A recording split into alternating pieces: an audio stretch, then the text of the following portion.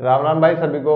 आप सभी का एक बार फिर से विजय क्लासेस पर स्वागत करता हूं, अभिनंदन करता हूं। हमारी पिछली क्लास आवर्त सारणी यानी तत्वों के वर्गीकरण पर आधारित थी। जब हमने देखा था कि आवर्त सारणी का विकास कैसे हुआ, कई साइंटिस्टों ने अपने बहुत दिनों के प्रयास के बाद में आवर्त सारणी तक वो पहुंचे। आवर्त सारणी का विकास की आवश्यकता क्यों हुई उसके बारे में हमने चर्चा की, क्योंकि तत्वों को एक व्यवस्थित क्रम में बैठाना था और तत्वों के सभी गुणधर्मों को, रासायनिक गुणधर्मों को, भौतिक गुणधर्मों को एक साथ याद रखना मुश्किल था, इसलिए उन्होंने आवर्त सारणी के रूप में इन्हें पिरो दिया। देखते हैं, स्टार्ट करते हैं। हमने कल डोब्राइनर का तरीक, मैंडलीफ की आवर्त सारणी और न्यूलैंड का अष्टक नियम तक चर्चा कर ली थी। हमने आवर्त सारणी यानी मोजले की आवर्त सारणी जिसे आधुनिक आवर्त सारणी के बारे में भी कल चर्चा कर ली थी। पर आज दोबारा से हम स्टार्ट करते हैं, इसे डिटेल से और देखते हैं। इसमें से क्वेश्चन खूब सारे पूछे जाते हैं। ये सभी परीक्षा प्रतियोगिता परीक्षाओं के लिए आवश्यक है। 9वीं 10वीं 11वीं 12वीं के लिए भी ये बहुत इंपॉर्टेंट है। ये आप सभी को पता होगा, ये 10वीं के बाद में स्टार्ट हो जाती है। देखिए, आवर्त सारणी के बारे में चर्चा करते हैं। तो सबसे पहले देखते हैं कि ये आवर्त सारणी किसने दी। ये जो आपके सामने अभी आवर्त सारणी दिखाई जा रही है, ये मोजले की आवर्त सारणी है, जिसे आधुनिक आवर्त सारणी के नाम से भी अपन जानते हैं। देखिए, सबसे पहले सबसे इंपॉर्टेंट ये है कि 1913 में मोजले नामक वैज्ञानिक हुए। मोजले, इन्होंने आधुनिक आवर्त सारणी दी। आधुनिक आवर्त सारणी किसने दी है? मोजले ने आधुनिक आवर्त सारणी दी है। ठीक है, इसे आधुनिक आवर्त सारणी बोलते हैं। 1913 में मोजले ने दी। मोजले ने, देखिए, मोजले सबसे अलग काम किया है। यहाँ पर डोब्राइनर के नाम लूँ मैं, या मैंडलीफ का नाम लूंगा, या मैं लूंगा न्यूलैंड का नाम। इन्होंने सबने, जब परमाणु क्रमांक के बारे में ध्यान नहीं था, प्रोटॉन न्यूट्रॉन के बारे में जब चर्चा नहीं हुई थी, तो उन्होंने द्रव्यमान संख्या का सहारा लिया इन्हें व्यवस्थित करने के लिए, तत्वों को व्यवस्थित करने के लिए। लेकिन मोजले ने परमाणु क्रमांक का सहारा लिया, क्योंकि मोजले के समय में न्यूट्रॉन्स और प्रोटॉन्स की खोज हो चुकी थी, इलेक्ट्रॉन्स के बारे में पता हो चुका था। तो मोजले ने आधुनिक आवर्त सारणी दी। तो आधुनिक आवर्त सारणी आधुनिक आवर्त सारणी किसने बनाई है? आधुनिक आवर्त सारणी मोजले ने बनाई है। किसने बनाई है? मोजले ने आधुनिक आवर्त सारणी मोजले ने बनाई है, जो आधारित है, किस पर आधारित है दोस्तों? यह आधारित है दोस्तों, यह आधारित है किस पर? परमाणु क्रमांक पर आधारित है। परमाणु क्रमांक पर आधारित है। दोस्तों, एक चीज मैं बताना चाहूंगा कि परमाणु क्रमांक के बारे में बात करूं, जैसे प्रोटॉन की संख्या के रूप में डिनोट किया जाता है, और इलेक्ट्रॉन्स की मैं बात करूं तो दोनों समान होते हैं। तो यह आवर्त सारणी इलेक्ट्रॉनिक विन्यास को भी दर्शाती है, इलेक्ट्रॉन्स के दर्शाती है। ठीक है, इस आवर्त सारणी से खूब सारे क्वेश्चन पूछे जाते हैं। क्यों? क्योंकि आवर्त सारणी में खूब सारे क्वेश्चन छुपे हुए हैं, खूब सारे गुणधर्म छुपे हुए हैं। उसे हम आज चर्चा करते हैं, स्टार्ट करते हैं। देखिए, सबसे पहले ये बता देता हूं मैं कि मोजले ने अपनी आवर्त सारणी, जो बहुत विस्तृत आवर्त सारणी है, इन्होंने 118 तत्वों की 118 तत्व लिए हैं टोटल। ठीक है, यहां देखिए 118 तत्व है। इन्होंने नए वर्ग, जो नए हैं, ठीक है, नए तत्वों की खोज हो रही है या नए तत्व बन रहे हैं, इनके लिए भी इन्होंने जगह छोड़ी हुई है। इन्हें पता है कि नए तत्व आ सकते हैं और भी, तो इन्होंने इसके लिए जगह छोड़ी हुई है। सिंपल। ठीक है, बात करें अपन, सबसे पहले इन्होंने हाइड्रोजन को स्थान दिया, जो पहले नंबर पर आता है। पहले नंबर पर, जहां पर मैंडलीफ ने आवर्त सारणी की, मैंडलीफ की आवर्त सारणी की बात करें तो मैंडलीफ की आवर्त सारणी में मैंडलीफ ने हाइड्रोजन को एक निश्चित स्थान नहीं दे पाया था। हाइड्रोजन, इन्होंने हाइड्रोजन को पहले स्थान दे दिया। ठीक है, इन्होंने हाइड्रोजन को फिक्स कर दिया। इसके बाद में बात करते हैं अपन। देखिए, हाइड्रोजन, लिथियम, सोडियम, पोटेशियम, है ना, रुबेडियम, सीजियम और फ्रांसियम, ये सब तत्व, ठीक है, ये सब तत्व देखिए फर्स्ट से, मैं एक से लेकर, ठीक है, एक से लेकर और मैं बात करूं 12 तक, तो यहां तक ये तत्व, यानी 1 से 12 तक, ठीक है, यहां पर लिखता हूं मैं 1 से लेके 12 आवर्त तक। मैं पहले ये क्लियर कर देता हूं, आवर्त किसे कहते हैं और वर्ग किसे कहते हैं। देखिए, ये जो आपको लाइनें दिख रही हुई है, आडे आडे वर्ग दिखे हुए हैं, ये ऐसे 1 2 3 4 5 6 7, यानी कि जो आपको 7 आडी लाइन दिखी हुई है, 7 आपको 37 लाइन दिखी हुई है, उन्हें बोलते हैं 37 लाइन दिख रही है, उसे अपन बोल देंगे, क्या बोल देंगे दोस्तों? उसे बोल देंगे आवर्त। और जो आपको 8 ऊर्ध्वाधर लाइन दिखी हुई है, देखिए 1 2 3 4 5 6 7 8 9 10 11 12 13 14 15 16 17 18 जो आपको ऊर्ध्वाधर लाइन दिखी हुई है, ठीक है, और 18 जो आपको ऊर्ध्वाधर लाइन दिखी हुई है, ऊर्ध्वाधर लाइन दिखी रही है, इन्होंने मोजलेन इनका ये तो वर्ग है। जो आपको 7 क्या दिख रहे हैं, क्षैतिज लाइन या आवर्त दिख रहे हैं दोस्तों, ये 7 है, इनकी संख्या टोटल 7 है, ठीक है ना, इनकी संख्या टोटल 7 है। 1 से लेके और 2, देखिए पहला और दूसरा आवर्त की बात करें तो पहले और दूसरे आवर्त की मैं बात करूंगा तो इसे एस ब्लॉक का नाम दिया, इसे कहा यह एस ब्लॉक है। 3 से लेके 12 तक इन्होंने कहा किया तो डी ब्लॉक है, और इन्होंने कहा कि यह 13 से लेके जो 18 तक आपको जो वो दिख रही है, क्या दिख रही है दोस्तों, आपको 13 से लेके 18 तक आपको जो आवर्त दिख रहे हैं वो पी ब्लॉक के अंदर आएंगे, ठीक है, इतना समझ गए आप कि ये पी ब्लॉक के अंदर आएंगे, ठीक है, ये पी ब्लॉक के अंदर आपको आएंगे, ठीक है, ये वर्ग पी ब्लॉक के अंदर आ जाएंगे। कौन सा, 13 से लेकर 18 तक पी ब्लॉक के अंदर आपको तत्व मिल जाएंगे। अब आगे बढ़ते हैं दोस्तों, इसके अंदर देखिए इन्होंने ऐसे कहा कि आप, मैंने कक्ष के बारे में बताया था कि कक्ष होता है, ये देखिए नाभिक हो गया पॉजिटिव, और ये कक्ष हो गए, ठीक है, मैंने ये पहले को के, फिर दूसरे को एल, तीसरे को एम, और चौथे को एन से डिनोट किया था, तो ये कक्ष है। कक्ष के अंदर उपकोष भी होते हैं जैसे एस पी डी एफ, ठीक है। कक्ष की बात करूं तो कक्ष यहाँ पर कैसे डिनोट होंगे, देखिए के, एल, एम और एन, यहाँ पर ये हो गए कक्ष, ठीक है, वो वाले कक्ष, और इनके उपकोष भी बताए थे मैंने, उपकक्ष भी बताए जैसे एस, डी, पी और यहाँ पर एफ, ठीक है। नीचे आता है एफ, एफ मैंने नहीं बनाए हैं क्योंकि वो लिथियम और एक्टिनोइड श्रेणी हो गई। एस तत्व की बात करूँ तो 2 वर्ग आ गए, डी की बात करूंगा तो 3 से लेके 12 तक डी ब्लॉक आ गए, और मैं 13 से लेकर 18 तक की बात करूंगा तो वो पी ब्लॉक के अंदर आते हैं, उसे पी ब्लॉक बोलते हैं, ठीक है। संयोजकता की बात करते हैं, संयोजकता कैसे निर्धारित होती है, देखिए यहाँ से संयोजकता देखेंगे सबसे पहले तो पहले तत्व की, यानी पहले, देखो पहले समूह की, इसे मैं पहला समूह मान रहा हूँ, पहले वर्ग मान रहा हूँ, पहले वर्ग की संयोजकता होती है कितनी, +1 में, दूसरे की +2 में, ठीक है, दूसरे की होगी +2 के अंदर, ठीक है। 3 से लेके 12 तक तत्व माने जाते हैं संक्रमण तत्व,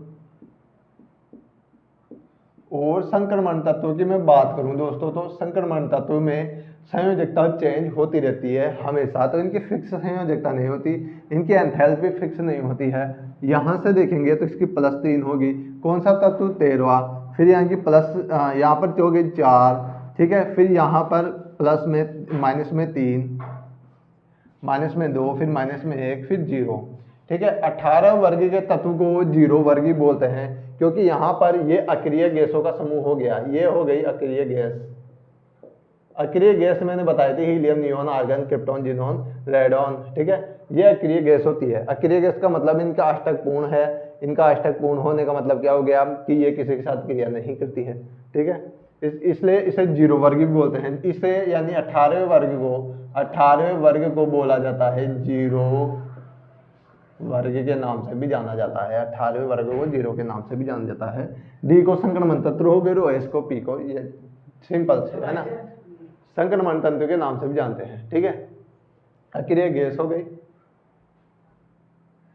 अब बात करें 3 से लेके 12 तक की, बात करेंगे 3 से 12 तक, तो ये हो गए संक्रमण तत्व। अब बढ़ते हैं आगे दोस्तों, यहाँ तक तो आप समझ गए होंगे। देखिए बेसिकली क्वेश्चन कहाँ से पूछे जाते हैं, यहाँ से मैंने बताया कि 18, एक तो क्वेश्चन ये बन गया कि 0 वर्ग समूह कौन सा है, तो 0 हो गया अपना अक्रिय गैस वाला समूह, यानी 18वां वर्ग को 0 वर्ग के नाम से भी जानते हैं। इस साइड यानी कि सार धातु की बात करेंगे तो धातु 1 से लेकर और 12 तक धातुएं होंगी, 1 से 12 तक धातुएं हो जाएगी, ठीक है। फिर बात करेंगे कि 13 से लेकर 18 तक अधातुएं आती है, यानी कि यहाँ से यहाँ तक अधातुओं का समूह स्टार्ट हो जाता है, अधातु होते हैं, ठीक है। देखिए कुछ अधातु के बाद में उपधातु भी होती है, यहाँ पर मैंने रेड डॉट लगाया हुआ है, जो बोरॉन, सिलिकॉन, जर्मेनियम और एंटीमनी, ये सब क्या है, ये सब है उपधातुएं, ये सब उपधातुएं दर्शाई जाती है, यहाँ पर उपधातुओं को मैंने दर्शाया है।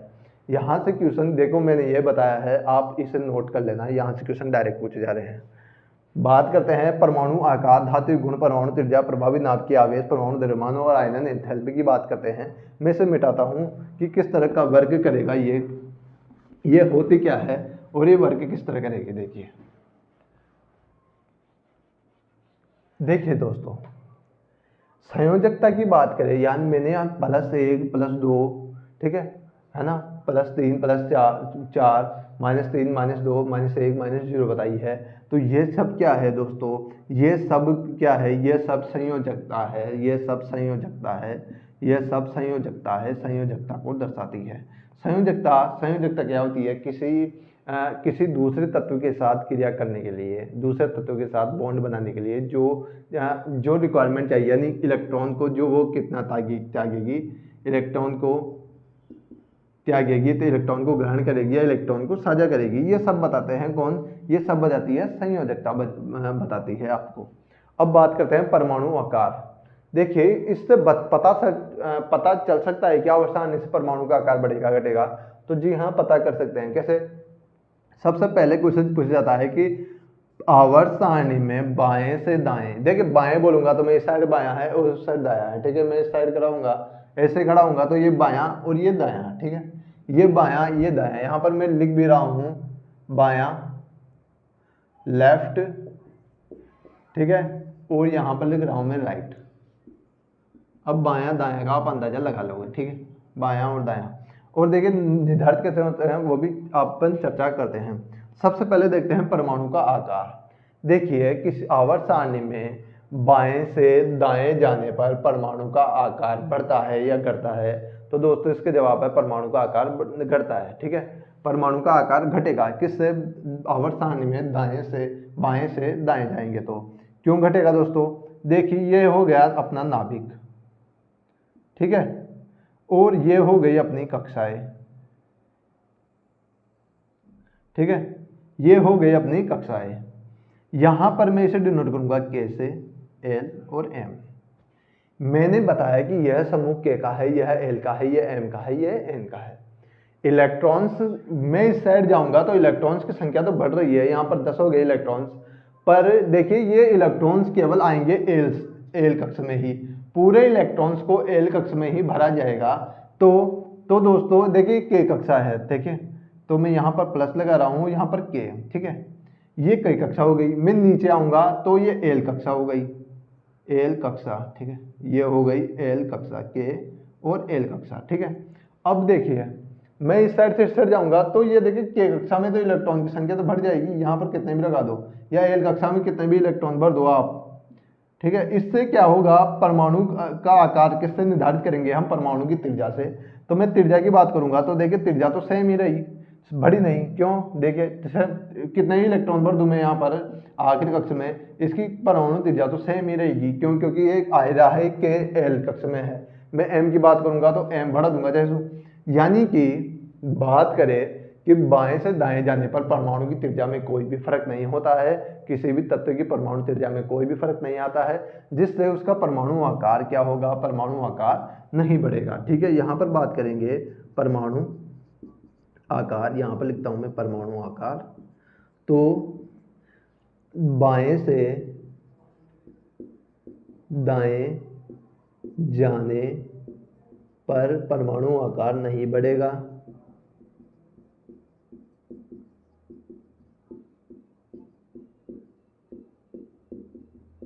ठीक है। क्यों नहीं बढ़ेगा? क्योंकि देखिए परमाणु की त्रिज्या नहीं बढ़ रही है, ये कक्ष ही बढ़ रहे हैं, कक्ष सेम होते हैं। आप आवर्त में, ठीक है, आप आवर्त में इस साइड जाओगे, बाएं से दाएं जाओगे आवर्त सारणी में, तो देखिए कक्ष नहीं बढ़ रहे हैं। के हो गए तो के फिक्स है, के में कितना ही इलेक्ट्रॉन डाल दो। हीलियम देखो के अंदर, देखिए के हाइड्रोजन में के अंदर एक वो आ रहा है, इलेक्ट्रॉन आ रहा है, यहाँ पर 2 आ जाएंगे हीलियम में बस। और एल की बात करूंगा तो एल में देखिए यहाँ पर कितने आएंगे, 3 आ जाएंगे, 1 2 3। और बेरिलियम की बात करूंगा तो 1 2 3 4। मैं इसकी बात करूंगा किसकी, बोरॉन की, तो बोरॉन में 1 2 3 4 5 6, ठीक है, बोरॉन में 5 और कार्बन में 6। तो यहाँ पर देखिए एल की बात कर रहा हूं, तो यहाँ पर देखिए परमाणु की कक्ष के अंदर परमाणु के इलेक्ट्रॉन्स किस में आ गए, कक्ष के अंदर ही आ रहे हैं ना, बाहर तो जा नहीं रहे। इसके लिए ऐसा तो नहीं है कि इलेक्ट्रॉन्स के लिए यहाँ पर सीधे जा रहा हूँ तो मैं कक्ष बढ़ा दूंगा, कक्ष बढ़ेंगे। अब देखिए कैसे बढ़ेंगे। देखिए परमाणु का आकार की बात करें तो बाएं से दाएं जाने पर परमाणु का आकार नहीं बढ़ेगा, पहली चीज तो ये। दूसरी चीज, अगर मैं ऊपर से नीचे जाऊंगा आवर्त सारणी में तो परमाणु का आकार बढ़ता है। देखिए ऊपर से नीचे जाने पर परमाणु का आकार बढ़ता है।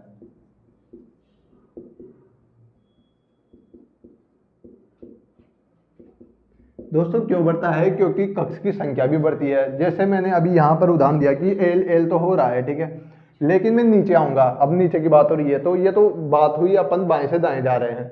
अपन ऊपर से नीचे जाएंगे तो ऊपर से नीचे जाएंगे तो के कक्ष आ गया, फिर एल आ गया, फिर एम आ गया, यानी कक्षों की संख्या बढ़ रही है। अब देखिए मैं एल में हूं, मैं नीचे आ गया ऊपर से नीचे, तो एम कक्षा बढ़ गई 1 2 या 3। तो क्या हुआ? त्रिज्या देखिए, या पहले यहाँ पर इतनी त्रिज्या थी, पहले ये इतनी त्रिज्या थी, एम कक्षा और बढ़ा दूंगा तो एक त्रिज्या और एक और कक्षा आ जाएगा, तो त्रिज्या का मान बढ़ जाएगा। जब त्रिज्या का मान बढ़ गया तो परमाणु का आकार भी बढ़ जाएगा। ये देखिए नोटिस कीजिए, देखिए यहाँ पर यहाँ पर देखिए के है, यहाँ पर एल है, यहाँ पर एम है। अगर मैं इस साइड जाता तो एल में ही आ जाता, एम में ही आ जाता, पर मैं नीचे आ रहा हूँ तो एम कक्षा और बढ़ गई। इससे क्या हुआ? परमाणु का आकार बढ़ गया। ठीक है, अब देखिए मैं इसे मिटा रहा हूँ और दूसरी चर्चा करते हैं धात्विक गुण में। धात्विक गुण दोस्तों होता क्या है? धात्विक गुण दोस्तों होता है क्या, ये देखते हैं। सबसे पहले धात्विक गुण के देखिए, धात्विक गुण धातु किसे मान जाती है? जो इलेक्ट्रॉन को त्याग दे। ठीक है, अब इलेक्ट्रॉन को त्यागने की क्षमता किसमें होती है? इस साइड की धातुओं में होती है। तो क्या परमाणु बाएं से दाएं जाएंगे तो परमाणु का आकार वो धात्विक गुण बढ़ेगा।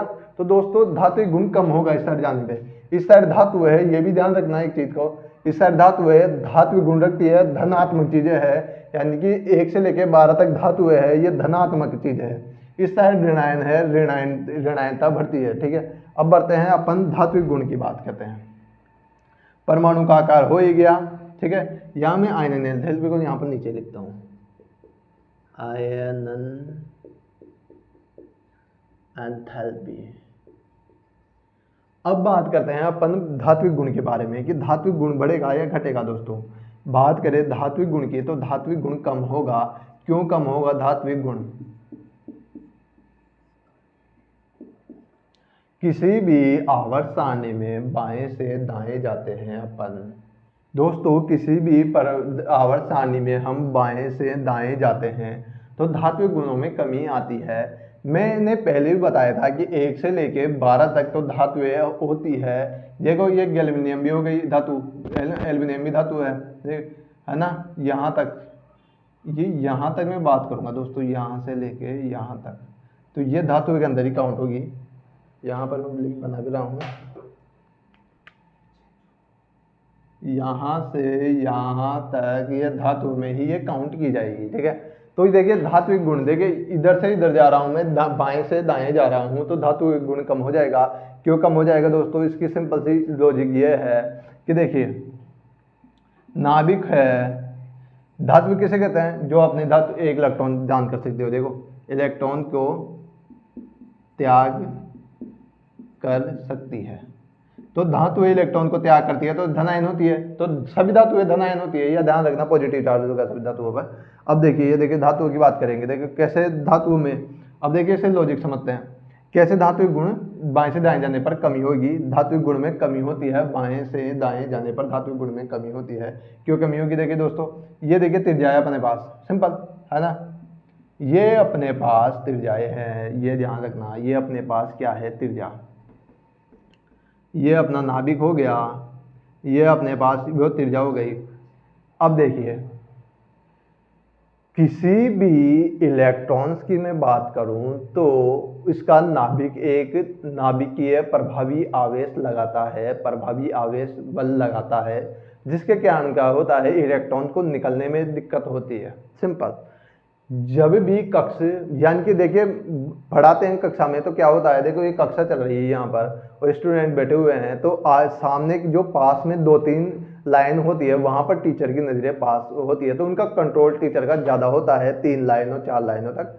पर पीछे की लाइन जो बैक बेंचर होती है वहां पर ज्यादा शैतानी होती है। क्यों? क्योंकि टीचर की वहां पर ध्यान नहीं जा पाता। इसी प्रकार यहाँ पर देखिए प्रभावी नाभिकीय आवेश, नाभिक अपने परमाणुओं को, इलेक्ट्रॉन्स को अपनी ओर खींचे रखता है, बांधे रखता है, पर वो पास वाले को ज्यादा मजबूती से पकड़ रखेगा, पर दूर वाले को क्या करेगा, इतनी मजबूती से नहीं पकड़े रखेगा। ठीक है, तो इलेक्ट्रॉन त्यागने की प्रवृत्ति क्या हो जाएगी, देखिए इधर साइड जाऊंगा ज्यादा इलेक्ट्रॉन्स होंगे, इसमें ये सिद्धांत ये काम करेगा कि जब ज्यादा इलेक्ट्रॉन्स होंगे, देखिए यहाँ पर कम इलेक्ट्रॉन्स है, ठीक है, यहाँ तक तो कम इलेक्ट्रॉन्स है, यहाँ पर जाएंगे तो इलेक्ट्रॉन्स की संख्या बढ़ती जाएगी, इलेक्ट्रॉन्स की संख्या बढ़ती जाएगी, तो दोस्तों तो क्या होगा कि ज्यादा बच्चे, ये स्कूल समझते हैं तो ज्यादा बच्चे आ जाएंगे, ज्यादा बच्चे आ जाएंगे तो क्या होगा, टीचर को संभालने में दिक्कत होगी, कम बच्चों को तो टीचर संभाल सकता है आराम से, इसलिए क्या होगा, धात्विक गुण में कमी हो जाएगी। ठीक है, ये समझ लीजिए, अब इलेक्ट्रॉन की संख्या बढ़ेगी इसलिए धात्विक गुण में कमी हो जाएगी। ऊपर से नीचे जाएंगे तो क्या होगा, धात्विक गुण बढ़ जाएगा, धातु ऊपर से, देखिए दाएं से बाएं में ऐसे डिनोट कर रहा हूं, क्या होगा, दाएं से बाएं जाने पर घटेगी, दूसरा ऊपर से नीचे जाएंगे तो क्या हो जाएगी, बढ़ जाएगी। ठीक है, इस तरह दो नोट कर देंगे। अपन आगे बढ़ते हैं, धात्विक गुण को समझ लिया अपन ने, अब बढ़ते हैं परमाणु त्रिज्या की क्या बात होगी। दोस्तों अभी मैंने परमाणु त्रिज्या के बारे में बताया भी था, परमाणु आकार, परमाणु त्रिज्या दोनों सेम ही है। देखिए बात करते हैं परमाणु त्रिज्या के बारे में, तो ये हो गया अपना नाभिक, जिसे मैं के से डिनोट कर रहा हूँ, के कक्ष, ये एल कक्ष। ठीक है, देखिए मैं बाएं से दाएं जाऊंगा, बाएं से दाएं जाऊंगा तो यहाँ पर के कक्षा हो गई, तो ये कक्षा तो सेम ही है ना दोस्तों। देखिए नाभिक से मैं त्रिज्या लूं, नाभिक से मैं त्रिज्या लूंगा, त्रिज्या को मापूंगा तो देखिए कम त्रिज्या हो गई, यहाँ पर मैं नीचे जा रहा हूं तो त्रिज्या बढ़ तो जाएगी, पर देखिए कक्ष सेम हो गए, कक्ष बढ़ेंगे तो त्रिज्या बढ़ेगी।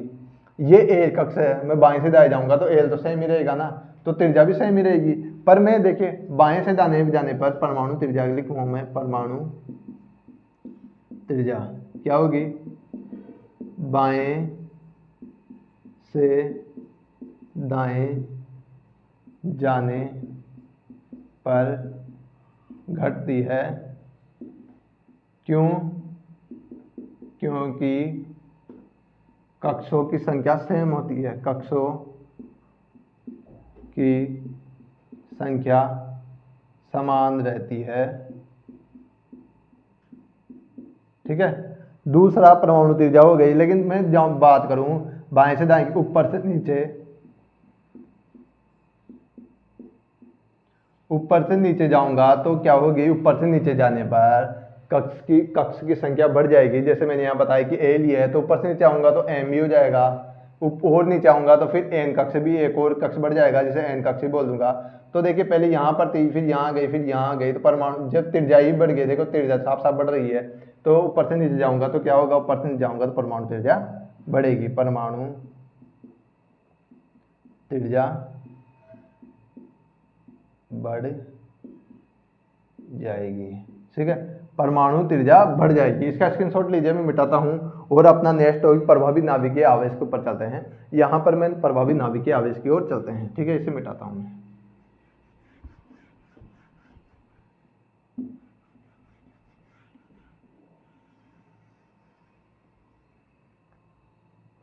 प्रभावी नाभिकीय आवेश की ओर चलते हैं। तीसरा चौथा टॉपिक है अपना प्रभावी नाभिकीय आवेश, प्रभावी नाभिकीय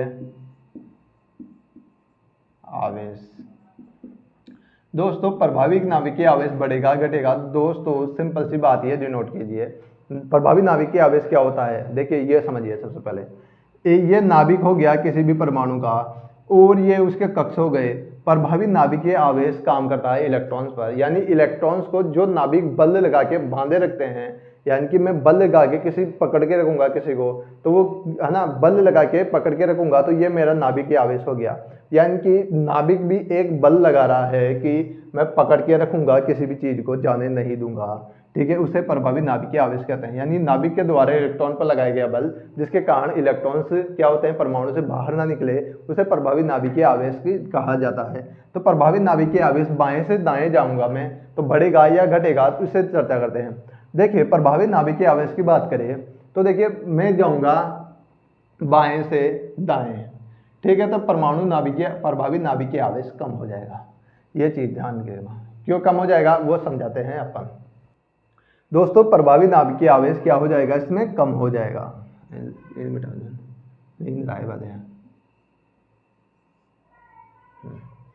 दोस्तों मैं बाएं से दाएं जाऊंगा तो प्रभावी नाभिकीय आवेश के मान क्या हो जाएगा, प्रभावी नाभिकीय आवेश का मान बढ़ जाएगा। ठीक है, प्रभावी नाभिकीय आवेश का मान बढ़ जाएगा। क्यों बढ़ जाएगा दोस्तों, क्यों, देखिए बाएं से दाएं जाऊंगा तो देखिए बाएं से दाएं जा रहा हूं तो यहाँ पर देखिए के कक्षा है, यहाँ पर ये कक्षा कौन सी है, के है, यहाँ पर एल है, यहाँ पर एम है, यहाँ पर एन है, ये चारों कक्षाएं देखिए सेम ही है, पर इलेक्ट्रॉन्स की संख्या बढ़ रही है, कक्षा सेम हो रही है। मैं पास की चीज, मैंने भी बताया कि टीचर किसी बच्चे को पढ़ा रहा है 5-10 लाइनें, 10 लाइनें ये समझ लो आप, ठीक है, 10 लाइनें, शुरू की 3-4 लाइनों तक तो टीचर की खूब कमांड होती है, टीचर सब साइलेंट सिंसियर बच्चे पढ़ते हैं, 3-4 लाइन तक तो सिंसियर बच्चे बैठ जाएंगे, फिर पीछे बैठेंगे उधमगारे बच्चे, ठीक है, जिसे बोलते हैं बैक बेंचर्स, वो बैठेंगे पीछे। वहाँ क्यों बैठेंगे, क्योंकि टीचर्स की नजरें कम जाती है वहाँ पर, और ध्यान है ना, तो टीचर का कंट्रोल कम होता है 10वीं लाइन तक। तो यहाँ पर देखिए मैं बात करूँ इस साइड जा रहा हूँ,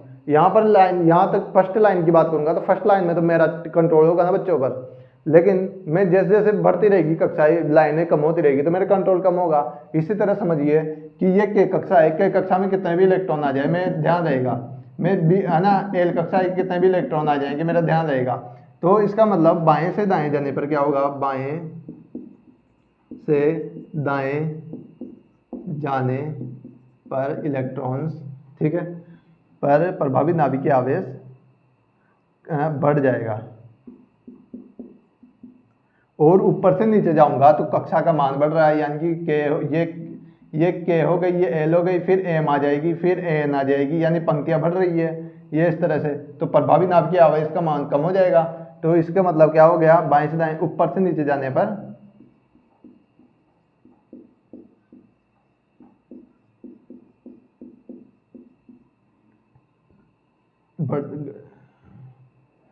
घटता है। प्रभावी नाभिकीय आवेश क्या होता है ये भी लिख ही लो, चलो देखें, नाभिक द्वारा इलेक्ट्रॉन्स को बांधे रखने के लिए लगाया गया बल, ठीक है, नाभिक को इलेक्ट्रॉन्स को बांधे रखने के लिए जो लगाया जाता है बल उसे प्रभावी नाभिकीय आवेश कहते हैं। अभी मैं इसकी ट्रिक भी बताऊंगा साथ में कि क्या होगा कैसे नहीं होगा, ये याद, आप इसकी चिंता मत कीजिए, मैं इसे मिटा रहा हूं, ठीक है। अभी बनते हैं प्रभावी नाभिकीय आवेश हो गया अपना 5वां नंबर, परमाणु का द्रव्यमान। परमाणु का द्रव्यमान की बात करें तो देखिए परमाणु का द्रव्यमान, ठीक है, परमाणु का द्रव्यमान भी बढ़ेगा जैसे जैसे इलेक्ट्रॉन की संख्या बढ़ेगी, परमाणु का द्रव्यमान बढ़ेगा, बाएं से दाएं जाने पर परमाणु का द्रव्यमान बढ़ेगा, नीचे जाएंगे तो भी परमाणु का द्रव्यमान बढ़ेगा। आयनन एंथैल्पी की ओर चलते हैं, 6वां नंबर पर पॉइंट है आयनन एंथैल्पी। आयनन एंथैल्पी क्या होती है ये देखते हैं। किसी उदासीन गैस के परमाणु से एक इलेक्ट्रॉन्स को बाहर निकालने के लिए आवश्यक ऊर्जा, ठीक है, किसी एक उदासीन अणु से इतनी ऊर्जा दी जाए कि एक इलेक्ट्रॉन बाहर आ जाए, इसे क्या कहते हैं, आयनन एंथैल्पी बोलते हैं। दोस्तों एक इलेक्ट्रॉन्स को निकालने के लिए कितनी आवश्यकता होती है, एक इलेक्ट्रॉन्स को निकालने के लिए किसकी आवश्यकता होती है, ऊर्जा की आवश्यकता होती है, ठीक है, जितनी ऊर्जा की आवश्यकता होगी उसे एक इलेक्ट्रॉन को निकालने के लिए उसे बोल देंगे एक आयनन एंथैल्पी। 2 आयनन एंथैल्पी बोल देंगे 2 इलेक्ट्रॉन्स को बाहर निकालने के लिए आवश्यक ऊर्जा। 3 आयनन एंथैल्पी किसे बोल देंगे, 3 इलेक्ट्रॉन्स को बाहर निकालने के लिए ऊर्जा। इसी तरह बढ़ती रहेगी, ठीक है, एक किसी उदासीन गैस के परमाणु से एक इलेक्ट्रॉन को बाहर निकालने के लिए आवश्यक ऊर्जा आयनन एंथैल्पी कहलाती है। सिंपल सी बात याद रखना, आवर्त सारणी में बाएं से दाएं जाएंगे तो आयनन एंथैल्पी का मान बढ़ेगा या घटेगा। दोस्तों बाएं से दाएं जाएंगे तो आयनन एंथैल्पी का मान क्या हो जाएगा, कम हो जाएगा। ऊपर से नीचे जाएंगे तो भी आयनन एंथैल्पी का मान कम हो जाएगा। दोस्तों बात करें बाएं से दाएं जाएंगे तो परमाणु वो आयनन एंथैल्पी का मान कम होगा या ज़्यादा होगा दोस्तों, ये चीज़ इसे डिनोट कीजिए। प्रभावी नाभिकीय आवेश का मान बाएं से दाएं जाते हैं तो क्या होता है, बढ़ जाता है। परमाणु को जोर से पकड़े रखता है। जब इलेक्ट्रॉन्स को नाभिक जोर से पकड़े रखेगा दोस्तों, तो उसे निकालने में बल भी ज़्यादा लगाना पड़ेगा ना। किसी को मैं पकड़ के रखा हूँ, ठीक है, दोनों हाथों से, तो उसे खींचने में बल भी तो ज़्यादा लगेगा, दूसरों को छुड़ाएगा तो इसी तरह एक इलेक्ट्रॉन जब इसका इस साइड चलेंगे तो क्या होगा, इसका प्रभावी नाभिकीय आवेश बढ़ जाएगा। इसका प्रभावी नाभिकीय आवेश बढ़ जाएगा तो इलेक्ट्रॉन्स को बहुत जोर से पकड़े रखेगा। तो क्या होगा, इलेक्ट्रॉन्स को बाहर निकालना बहुत मुश्किल हो जाएगा। तो आयनन एंथैल्पी का मान बढ़ जाएगा बाएं से दाएं जाने पर। बाएं से दाएं जाने पर आयनन एंथैल्पी का मान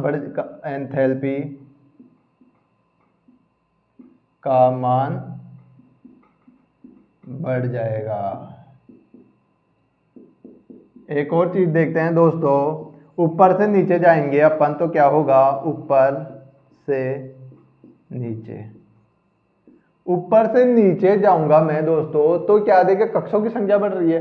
कक्षों की संख्या बढ़ रही है तो प्रभावी नाभिकीय आवेश कमजोर पड़ जाएगा। जब कमजोर पड़ जाएगा, देखिए कोई कमजोर लड़का होता है उसके टिक चाट रखते हैं ना, तो वो एक में लमन हो जाता है। इसी तरह याद रखना, आप प्रभावी ऊपर से नीचे जाएंगे तो क्या होगा, प्रभावी नाभिकीय आवेश का मान कम हो जाएगा। क्यों हो जाएगा, क्योंकि कक्षों की संख्या बढ़ गई, मेरी पहुंच कम हो गई, ठीक है। मेरी पहुंच जब कम हो रही है, मेरी स्टूडेंट तक पहुंच कम हो रही है, तो वो उधम कर लेंगे, कुछ भी कर सकते हैं, बाहर भी जा सकते हैं ऊपर से नीचे पीछे वाले। लेकिन मेरे सामने बैठे हैं जो मेरे से पूछ के जाएंगे ना बाहर, पीछे वाले तो कैसे भी कुछ भी कर सकते हैं, ठीक है। बैक बेंचर्स तो कुछ भी कर सकते हैं।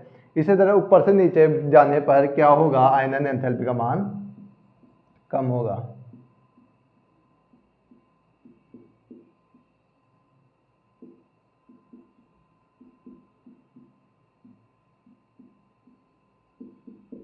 ठीक है दोस्तों, आयनन एंथैल्पी का मान कम हो जाएगा। दोस्तों इसे अब देखिए, मैं एक साथ लिखाता हूं।